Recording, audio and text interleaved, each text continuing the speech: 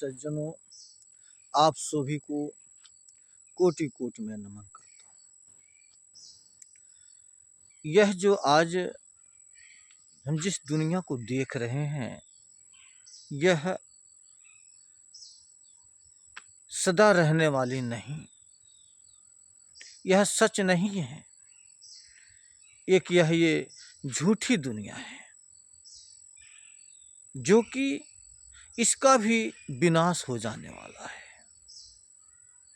और यह संसार एक जड़ का रूप है, यह कभी किसी के साथ जाती नहीं।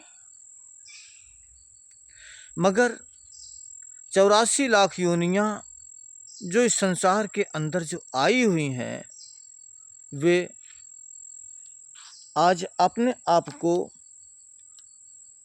इस संसार में आकर अपना जीविका चलाने में लगी हुई हैं, जो कि सबसे उत्तम से उत्तम जो मानव जीवन मिला हुआ है। बड़े भाग की बात है कि आत्मा को यह आज उत्तम से उत्तम श्रेणी का मानव जीवन की पदवी मिली है, जो कि इसी पदवी को संतों महात्माओं ने नर नारायणी देह कह करके इसे बयान किया। क्योंकि यही एक शरीर वह जरिया है, साधन है कि इस भवसागर से पार उतारा हो सकता है, इसी शरीर में बैठी हुई आत्मा का। मगर जब हम इस सृष्टि में आए हैं, तो हमें भोजन के लिए कुछ न कुछ अन्न, साग सब्जी, मेवा, मिष्टान, फल फ्रूट, हमें सब कुछ चीज का आवश्यकता पड़ती है। शरीर को ढकने के लिए हमें वस्त्रों की जरूरत पड़ती है, और सर छिपाने के लिए एक छाया, थोड़ी एक झोपड़ी की जरूर पड़ती है। इन सभी चीजों की जरूरत हमें पड़ती है, जो कि इन सभी जरूरतों को पूरा करने के लिए हम संसार में भ्रमित रहते हैं।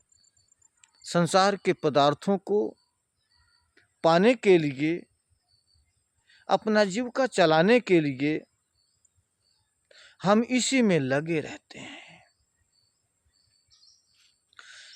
जीवन मिला है तो आहार तो लेना ही होगा, यह तो जरूरी है। पर जो शरीर के साथ जो मन है और आत्मा के साथ जो मन लगा हुआ है, तो मन हम सभी जीवों को, जो मन की ताकत है, जो मन के अस्त्र और शस्त्र हैं, जो मन के साथी और समाज है, वो मन आत्मा के साथ जोड़कर अपनी इच्छाओं को प्रकट करके और अपने यंत्रों से वह कार्यशील होता है। जो कि जब बच्चा मां के गर्भ से पैदा होता है, तो फिर ज्यों-ज्यों वो दूध पी करके और 2-4-6 महीने का जब हो जाता है, तुझे एक मोह पैदा होता है और लोभ। जब तक वो बच्चा रोता नहीं है, तब तक मां दूध नहीं पिलाती। दूध पीने के लिए उसके अंदर एक लोभ रहता है कि हम दूध पिएं, कब हमें दूध मिल जाए। और वो दूध पिलाएगा कौन? माता पिलाएगी। तो माता के प्रति बच्चे का एक मोह रहता है, बहुत अति गहरा मोह। बच्चे का माता से उसका लगन लगा रहता है। बच्चा ज्यों-ज्यों ही माता के लालन पालन से, उसकी सेवा सत्कार से बच्चा ज्यों-ज्यों बढ़ता जाता है, ज्यों-ज्यों होशियार होता जाता है, तो उसके प्रतिदिन लोभ और मोह और भी गहरा प्रभाव अपना डालते जाते हैं। और अपने लोभ के कारण, मोह के कारण उसके अंदर एक स्वार्थ जो है इतना जन्म ले लेता है, और जन्म स्वार्थ भी अपने अवस्था, जैसे उम्र बढ़ती है वैसे स्वार्थ भी हमारा और भी बढ़ता जाता है। जब बच्चा खेलने कूदने वाला हो जाता है, समझदार हो जाता है, तो हर वस्तु को अपना समझता है। जितने घर गृहस्थी के वस्तु होते हैं, उस वस्तुओं की संभाल करना, देख करना, अपना मान कर चलना, उसकी हिफाजत करना उसका एक कर्तव्य समझता है, और मोह में और भी बढ़ता जाता है। लोभ मोह का व्यक्ति इतना शिकार हो जाता है कि कभी इसका परित्याग नहीं कर सकता, इतना लोभी हो जाता है। जो जो है 10-12 वर्ष का जब बच्चा होता है तो लोभ तो है ही, मगर उसके पास फिर काम की एक वासना जाग जाती है। जब काम की वासना जागती है, फिर व्यक्ति को वो अस्थायी नहीं रहने देता। काम की वासना में, संसार के भवसागर में गोते मारता है। अनेकों ऐसे कर्म करने की उसके अंदर अपेक्षा पैदा होती है जो कभी उसे नहीं करना चाहिए, मगर काम की वासनाओं में इतना इंसान गिर जाता है कि अनेकों कर्म कुकर्म करने को तैयार हो जाता है। अपने चेतना को, अपने बुद्धि विवेक को पीछे छोड़ देता है और कामना आगे बढ़ जाती है।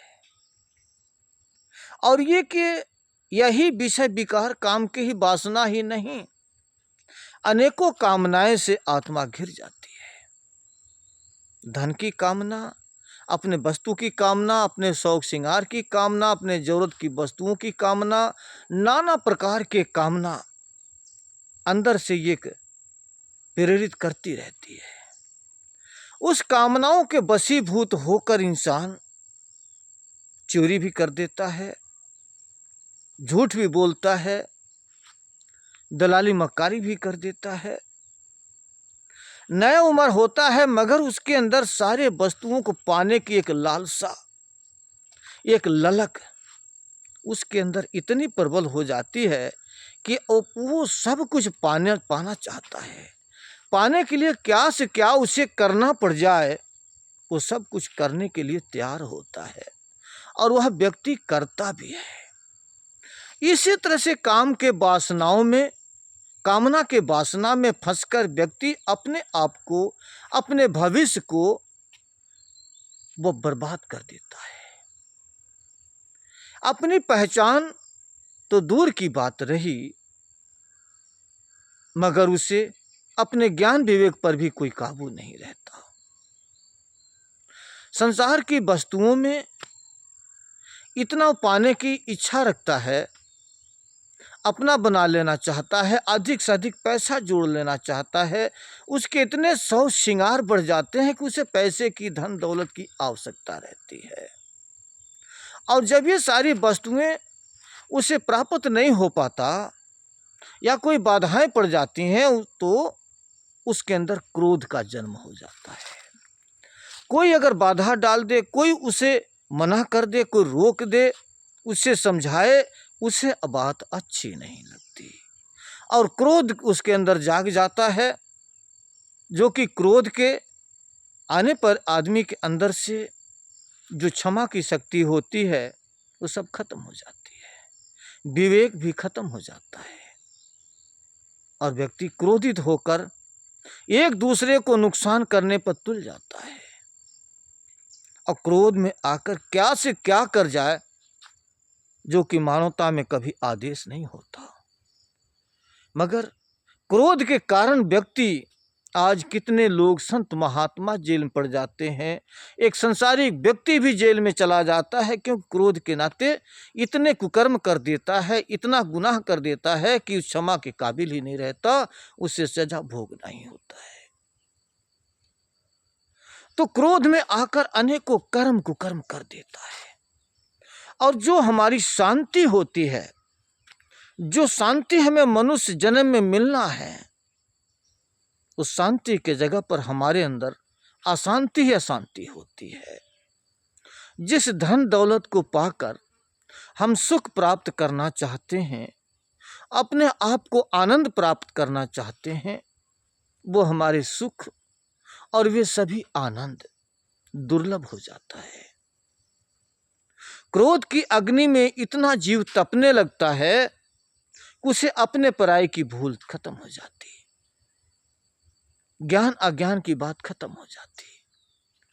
और क्रोध में आकर अनेकों ही कर्म कुकर्म मार देना, मर जाना, मिटा देना, किसी को परास्त कर देना, अपनों की विजय हासिल कर लेना, नाना प्रकार की उमंग अंदर से उठती रहती है। और क्रोधी व्यक्ति विनाश की तरफ जाता है, अपने पतन की तरफ जाता है। अगर वो अपने जीवन में कामयाब भी हो गया तो फिर धन दौलत मिल गया, या गाड़ी घोड़ा मकान हो गया, या नौकरी चाकरी हो गया, बड़ा बिजनेस हो गया, बड़ा कोई कारोबार हो गया, तो उसे धन का, बल का, मान सम्मान का, पदवी का, नाना प्रकार के उसे अहंकार हो जाता है। उसके अंदर गुमान हो जाता है।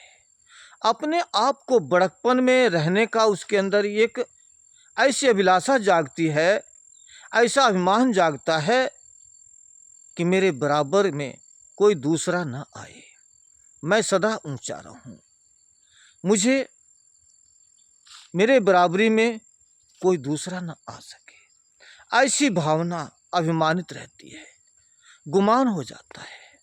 व्यक्ति अपने बराबर किसी को समझता नहीं, अपने जैसे किसी का पीर नहीं समझता, दर्द नहीं समझता, और भी अपने मान सम्मान को बढ़ाने के लिए, अपना दबदबा बनाने के लिए, अपना हनक जमाने के लिए, और भी वो समाज में, एरिया में एक हनक बनाना चाहता है, दबदबा बनाना चाहता है, लोगों से अपना सलूट मरवाना चाहता है,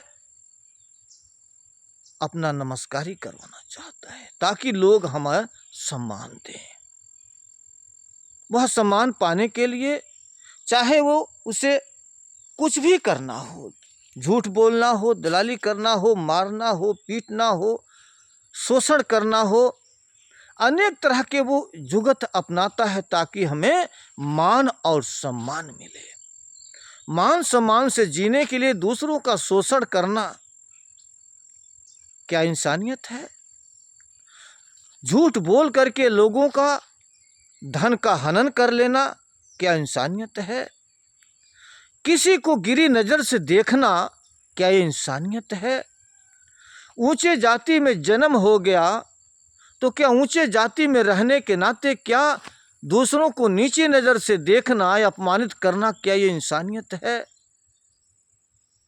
दूसरों को अपमान कर देना, दूसरों को बेइज्जती कर देना, समाज के अंदर उसे उल्टी सीधी बातें कहना क्या किसी की इंसानियत है?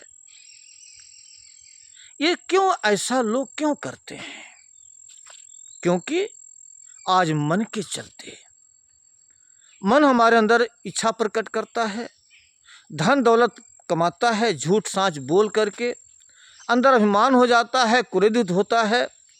जितने भी जो विचारधाराएं हैं हमारे, जो भी हमारे विचारधाराएं सारे हमारे सही विचारधारे नहीं।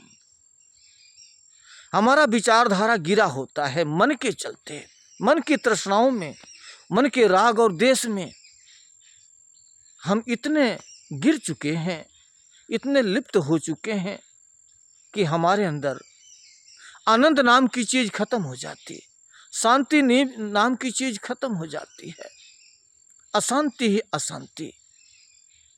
हमारे अंदर चाहत ही चाहत होती है, संतोष नाम की चीज नहीं रह जाती, सब्र नाम की चीज नहीं रह जाती, और क्षमा नाम की चीज नहीं रह जाती। हम दूसरे को एक भी कोई अगर हमें लफ्ज कहे तो हम 4 लफ्ज उसे सुनाने को तैयार रहते हैं। ये सब करतूत मन की है। मन के जाल में किस तरह से हम फंसे हैं